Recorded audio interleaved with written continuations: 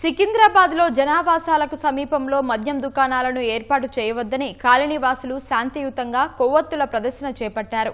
గురుమూర్తి colony సమీపంలో 4 ఏళ్లుగా మద్యం దుకాణం వల్ల కాలనీవాసులు తీవ్ర ఇబ్బంది పడుతున్నట్లు వెల్లడించారు.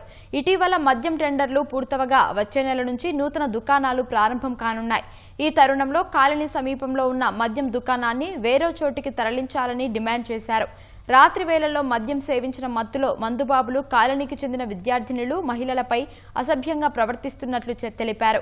కాలనీ లోపలికి రావాలంటే భయాందోళనకు గురి కావాల్సిన పరిస్థితి నెలకొందని ఆవేదన వ్యక్తం చేశారు.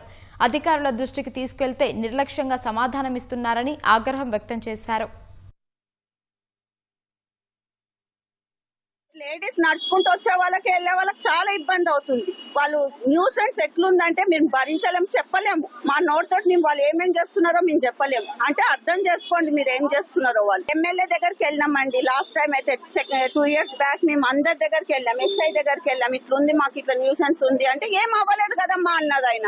అంటే ఏమన్నా అవుతానే మీరు యాక్షన్ తీసుకుంటారా? ఎప్పుడు తీసుకుంటారు యాక్షన్? మరి వైన్ షాప్ మట్టుకు ఇక్కడ ఉండడానికి వీళ్ళు ఎంట్రన్స్ లో ఉంది. ఇది ఇక్కడ మాకు మెయిన్ ఇదే. వేరే ఎంట్రన్స్ ఉంటే కూడా మేము పట్టించుకునే వాళ్ళం కాదు. మాకు ఇక్కడ బస్ దిగి మా అమ్మాయిలు కానీ మేము కానీ రావాలంటే మాకు ఎంత ఇబ్బంది ఉందో ఒకసారి మీ ఫ్యామిలీ మెంబర్ ఇక్కడ ఊహించుకొని చూడండి. ఒకసారి బస్ స్టాప్ ఉంది ఇక్కడ.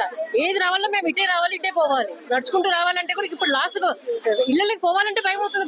బయట ఉంటేనే బాగుంటుందేమో అనిపిస్తుంది ఒక్కొక్క సెకండ్.